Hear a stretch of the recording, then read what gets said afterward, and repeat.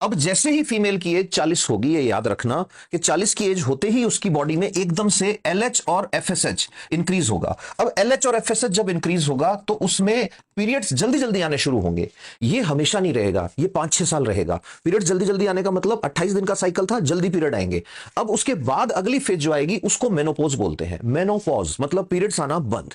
ऐसा क्यों हुआ? इसका रीजन एस्ट्रोजन हार्मोन जो बॉडी में एस्ट्राडियोल या E2 बोल देते हैं, इसकी फॉर्म में रहता है, इसका लेवल कम हुआ। और कितना कम हुआ आपको मैंने बताया ही अभी। अब देखो इसमें क्या होगा, जो जो काम एस्ट्रोजन कर रहा था, एस्ट्रोजन क्या कर रहा था? औरत की स्किन जो है उसको टाइट रख रहा था, कोलेजन फाइबर को प्रोड्यूस कर रहा था, उनको मोटिवेट कर रहा था। दूसरा, बोन जो है उनकी स्ट्रेंथनिंग कर रहा था, हड्डियों को मजबूत बना रहा था। तीसरा काम, इमोशनल बिहेवियर जो है उसको मेंटेन कर रहा था। तो अब जैसे ही लेडी मेनोपॉज में आएगी उसमें ये तीनों चीजें उल्टी होनी शुरू हो जाएंगी। इसीलिए कोई भी फीमेल जो इस एज में है उसको कुछ डाइट से रिलेटेड चीजों का ध्यान रखना है। एक तो सबसे बड़ी गलती ये करते हैं कि इस एज में खाना पीना बिल्कुल बंद कर देते हैं। नहीं, अगर हो सके तो किसी बूढ़ी औरत के पास जाओ, उससे पूछो, एजेड औरत है वो ये बताएगी आपको कि भाई जीरे के लड्डू बनते थे पहले। जीरा क्यों? तो गूगल करना, आपको पता लग जाएगा। ये एक तो नई जनरेशन की प्रॉब्लम क्या है कि सारे पुराने लोगों की सारी चीजें इनको गलत लगती हैं। इनको लगता है हमने अंग्रेजी पढ़ ली, हमें सब आता है।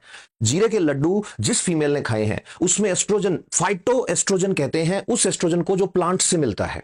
तो प्लांट्स में जीरा है, दालें हैं, ये चीजें सोर्स हैं एस्ट्रोजन का। और एस्ट्रोजन